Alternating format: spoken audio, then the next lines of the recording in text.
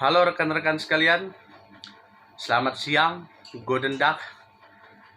Perkenalkan, saya Kevin Sulistyo Kaban, mahasiswa dari Fakultas Hukum Universitas UPN Veteran Jakarta.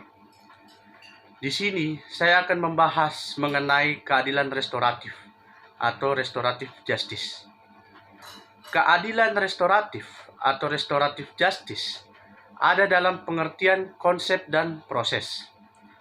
Kalau dari segi konsep, keadilan restoratif justice itu mengandung makna bukan pada penghukuman, tetapi lebih menitik beratkan kepada korban kejahatan. Atau dalam hal ini, dia lebih berfokus atau menitik beratkan pada pemulihan keadilan terhadap korban kejahatan. Sementara dari segi proses, keadilan restoratif atau yang kita kenal dengan istilah restoratif justice itu adalah proses yang melibatkan atau menitik beratkan kepada pelaku dan korban kejahatan. Karena diharapkan dengan melibatkan pelaku dan korban kejahatan, keadilan betul-betul dapat dipulihkan, terutama bagi korban kejahatan. Keadilan restoratif atau restoratif justice ini lahir karena pada saat itu adanya kritikan terhadap pengadilan tradisional, yang dimana pada saat itu pengadilan tradisional lebih mengutamakan keadilan retributif. Jadi misalnya ada satu kasus contoh mengenai kasus kejahatan perkosaan, di mana ada seseorang yang menjadi pelaku kejahatan perkosaan.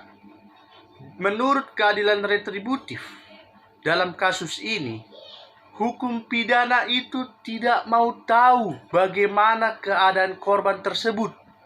Hukum pidana juga di sini tidak mau tahu bagaimana dengan nasib korban tersebut. Apakah korban tersebut akan mengalami depresi atau kehilangan masa depannya, atau menjadi stres dan lain sebagainya. Bagi hukum pidana, pelaku kejahatan tersebut dihukum, dan setelah dihukum pelakunya, maka perkara tersebut dinyatakan selesai, begitu saja. Jadi di berbagai negara, keadilan restoratif ini itu berbeda-beda dalam penerapan dan bentuknya. Ada negara-negara di dunia ini yang memberlakukan keadilan restoratif justice itu bagi perkara-perkara ringan. Ada juga di dunia ini beberapa negara yang menerapkan keadilan restoratif atau restoratif justice ini sendiri itu pada perkara yang ancaman hukumannya di bawah 7 tahun penjara. Dan ada juga satu negara yang menjadi perhatian saya, dan bagi saya ini adalah negara yang sangat menarik. Kenapa? Karena negara ini dia menerapkan keadilan restoratif atau restoratif justice itu kepada semua jenis perkara. Itu tidak ada perbedaan perkara seperti negara-negara sebelumnya. Ini menjadi menarik menurut saya. Negara ini bernama Belgia. Di Belgia, dalam menerapkan atau memberlakukan keadilan restoratif atau restoratif justice, itu dia menerapkan kepada seluruh jenis perkara, bahkan sekalipun perkara kejahatan pembunuhan. Nah, dalam penerapan keadilan restoratif atau keadilan restoratif justice ini, di Belgia itu sama, hampir mirip dengan apa yang diterapkan di Arab Saudi. Kalau di Arab Saudi itu dalam berbagai kasus, misalnya kasus kejahatan pembunuhan, itu dia apabila korban telah memaafkan pelaku kejahatan dan pelaku kejahatan mampu atau sanggup membayar kepada korban kejahatan, maka perkara itu dinyatakan selesai. Nah, jadi inilah penerapan keadilan restoratif justice atau keadilan restoratif yang sudah diterapkan di berbagai negara di belahan dunia. Namun, penerapan keadilan restoratif ini itu satu dengan yang lainnya berbeda-beda. Jadi tidak ada keseragaman di seluruh negara dalam belahan dunia ini. Nah, jadi keadilan restoratif justice ini merupakan suatu proses penyelesaian perkara yang dimana melibatkan pelaku kejahatan, korban kejahatan, keluarga korban, dan keluarga pelaku kejahatan, dan ada satu orang atau pihak yang menjadi mediator atau penengah dalam menyelesaikan perkara yang dengan menggunakan cara restoratif justice atau keadilan restoratif ini. Jadi diharapkan dengan menerapkan atau memberlakukan keadilan restoratif atau restoratif justice di negara kita ini, itu betul-betul memang dapat memulihkan keadilan terutama bagi korban kejahatan. Karena dalam penyelesaian sebuah perkara atau kasus, justru yang harus lebih diutamakan itu atau justru dia harus lebih dipertanyakan itu adalah korban kejahatan.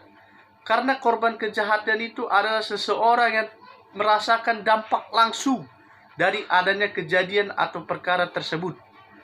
Nah, jadi pentingnya menerapkan keadilan restoratif justice pada saat ini dengan mengingat keadaan lapas atau rutan kita itu telah over capacity atau melebihi kapasitas yang sebagaimana mestinya. Di mana dalam penjara kita itu sudah berdesak-desakan banyak orang yang di dalamnya yang sudah tidak manusiawi lagi untuk dibina, dimasyarakatkan dalam lapas tersebut. Jadi oleh karena itu sangat penting sekali bagi saya untuk menerapkan keadilan restoratif justice ini. Karena dengan menerapkan restoratif justice ini, jika ada suatu perkara atau masalah, itu tidak langsung kita mengadukan pelaku kejahatan itu, atau sedikit-sedikit kita tidak boleh mengadu atau membuat laporan kepada polisi lalu diproses dan pelaku kejahatan ditahan atau dihukum sesuai dengan apa yang telah dia perbuat. Nah, ini dapat mengurangi tingkat kriminalitas atau dapat membantu dalam memberi solusi terkait dengan over capacity lapas atau rutan di negara kita pada saat ini. Nah, jadi demikianlah penjelasan dari saya terkait dengan apa yang dimaksud dengan keadilan restoratif justice dan bagaimana penerapan keadilan restoratif justice yang sudah diterapkan di berbagai negara di dunia ini. Jadi pada saat ini saya hanya sedikit saja ingin menjelaskan terkait dengan apa yang dimaksud keadilan restoratif justice ini. Nah, kurang lebihnya saya mohon maaf dan semoga video ini bisa bermanfaat dan mengedukasikan kepada seluruh rekan-rekan dimanapun berada dan bisa memberikan pencerahan, menambah ilmu pengetahuan dan tidak hanya sekedar berdiam diri di rumah tanpa melakukan kegiatan-kegiatan yang positif dan produktif dan menambah ilmu pengetahuan. Sekian dari saya, terima kasih.